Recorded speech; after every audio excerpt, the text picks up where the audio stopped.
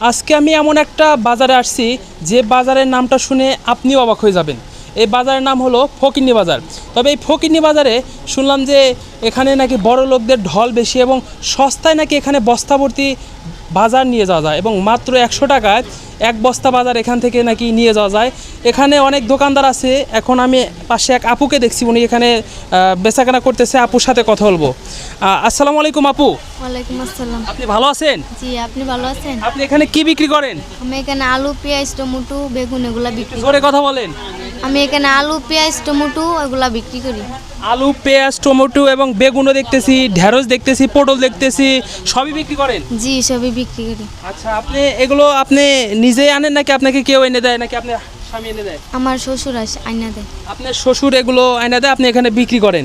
আচ্ছা, এখানে দেখতে পাচ্ছি যে আপনি এখানে বেগুনগুলো ভাগা দিয়ে রাখছেন। এই যে একটা ভাগা, এই একটা ভাগায় এক ভাগা, প্রতিটা ভাগায় মনে হয় হাফ কেজি বাইরে বেশি আছে। এই ভাগার দাম কত? 10 টাকা।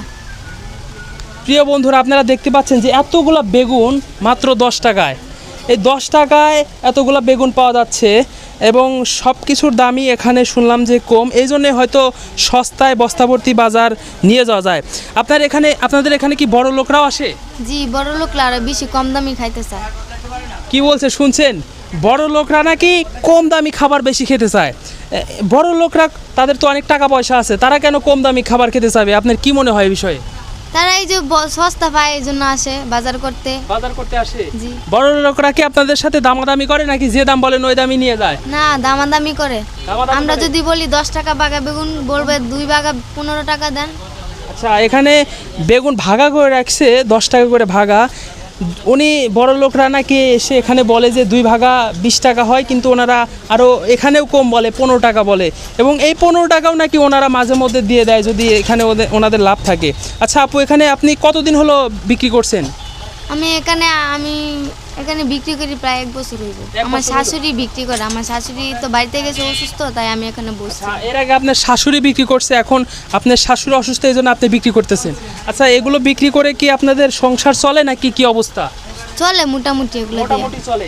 মানে আপনারা এগুলো হয়তো কিনে আনেন সস্তায় এবং বিক্রি করেনও সস্তায়। জি। তাছাড়া তো এত অল্প দামে হয়তো দিতে পারতেন না। জি, আমরা কিনে আনি, লস হইলো সস্তায় বেশি, না হইলো। আচ্ছা, যেহেতু এটা হলো কাঁচা মাল, যে অনেক সময় লস করে ওনারা বিক্রি করে, কারণ এগুলো নষ্ট হয়ে যাবে। এবং এখানে আপনারা দেখতে পাচ্ছেন যে এখানে পটল আছে, ঢেঁড়স আছে, পেঁপে আছে এবং সব কিছুই মোটামুটি ভাগা দিয়ে বিক্রি করা হয় এবং দামও নাকি কম।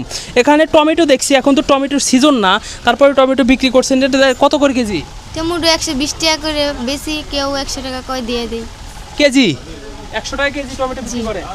মানে এটা সিজন না, সেজন্য হয়তো একটু দাম বেশি। তাছাড়া এগুলোর ঢেঁড়স এগুলোর দাম তো মোটামুটি কম আছে।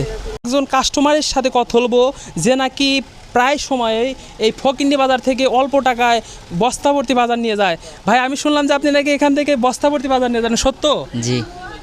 বস্তাভর্তি বাজার নিয়ে যান? জি। এবং 100 টাকায় কি বস্তাভর্তি বাজার পাওয়া যায়? যে পাওয়া যায়। আপনি এখান থেকে কি কি কেনেন যদি একটু জোরে বলতেন? যে ঢেঁড়স কিনি, পটল কিনি, এগুলোই সব কিনি। ঢেঁড়স কেনেন, পটল কেনেন, বা যেগুলো বাসায় দরকার হয় এগুলো কেনেন? জি। আচ্ছা, আপনার আব্বু কি করে? আমার আব্বু রাজকাম করেন। জি, রাজমিস্ত্রি কাজ করে। আপনার বাবা তো রাজমিস্ত্রি। তাছাড়াও শুনলাম যে এখানে যাদের 5 তলা, 6 তলা, 7 তলা বাড়ি আছে, তারাও নাকি বাজার করে। এটা কি সত্য? জি, সত্য। আপনি এখানে কতদিন হলো বাজার করেন? প্রায় 2-3 মাস। আপনি কি এখানে